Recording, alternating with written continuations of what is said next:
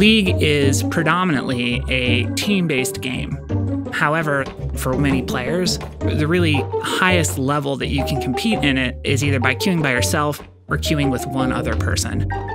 So Clash was supposed to be a kind of like tournament or team play mode for League.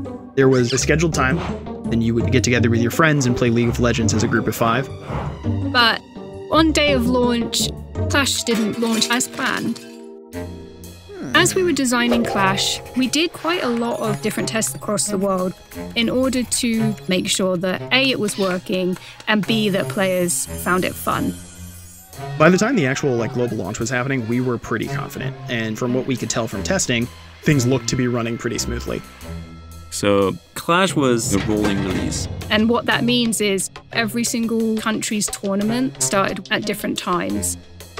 We wanted to make sure that there was enough time in between that we could react to any issues by the time the next tournament starts. And we started the first Clash tournament in the Philippines.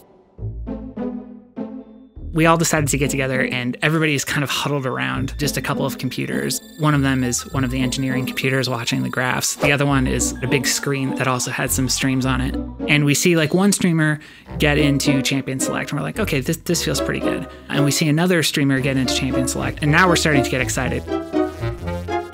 And then you get to the end of Champion Select when you would transition to the loading screen and nothing happens.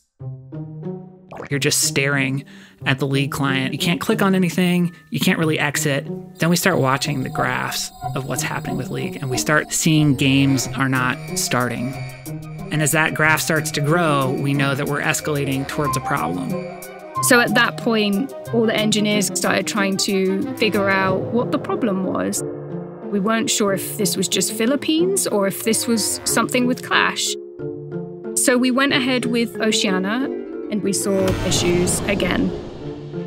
And Japan was coming up quite close, so we decided to go ahead with Japan, and this was going to be our go, no-go point. If Japan went well, we would continue as a go, and if Japan had any issues, we would stop the launch of Clash at that point. The tournament in Japan started, and everything went perfectly. So we started to work on the remaining Southeast Asian countries, and in some of those countries, we started to see the same problems. So we understood generally that the problems were coming about due to load. One of the things with League of Legends is when we start games, it's kind of coming in a constant chain. It does 10 or 11 games per second.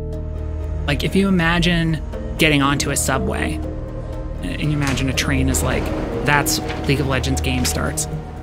And the turnstile sort of checks people's tickets, it verifies who they are. What Clash was doing was saying, no, I need you to start 1,000 games and I need you to start them right now.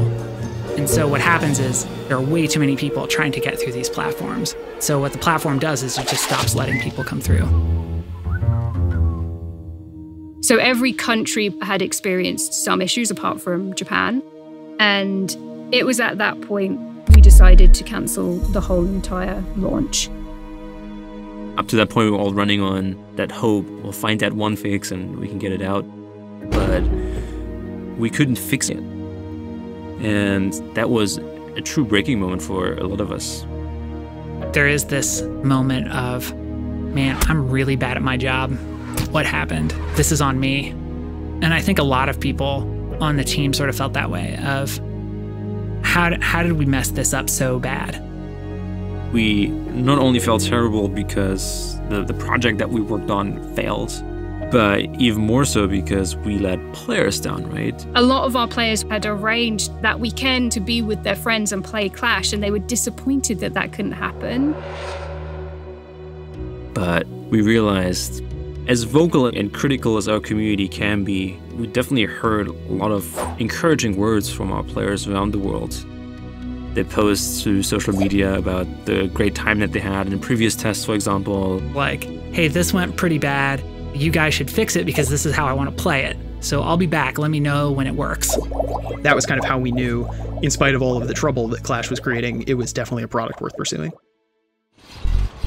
After the initial launch, we went back and re-architected a lot of the way the platform works. And we kept doing betas and we kept having players come back and try things out for us. And it really became a very collaborative experience to get it right. I think there was always some form of hope throughout Clash.